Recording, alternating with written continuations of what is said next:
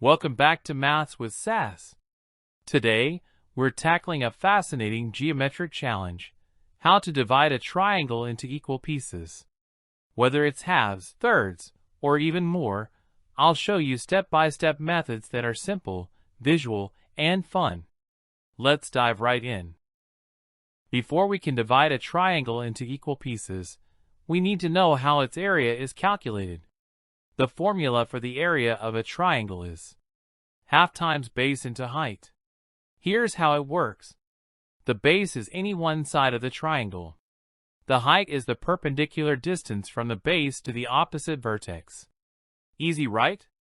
If this isn't clear, feel free to check out my triangle area calculation video for a more detailed explanation.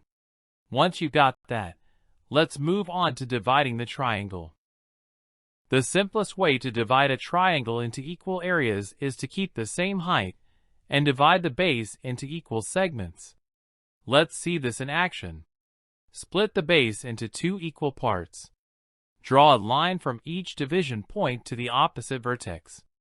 Now, each smaller triangle has the same height and the same base length, which means their areas are equal. This method works perfectly for splitting a triangle into 2, 3, or more equal parts by dividing the base into smaller segments. But what if you want to divide the triangle into more pieces, like 4 or 6? No problem. Start by dividing the base into the number of parts you want, let's say 4. Draw lines from each division point to the opposite vertex. Notice how each smaller triangle has the same height and proportionate base, ensuring equal areas. You can extend this method for any number of divisions. Dividing triangles isn't just a math exercise, it has plenty of real-world applications. When slicing a triangular pizza evenly, this method ensures no one gets more cheese. It's also used in architecture and design to create balance patterns. Even land surveying uses these techniques to divide triangular plots into equal sections. Now it's your turn. Try dividing this triangle into 5 equal pieces. But here's the catch. This time, you can't just divide the base. You'll need to get creative. Think outside the box and share your solutions in the comments below.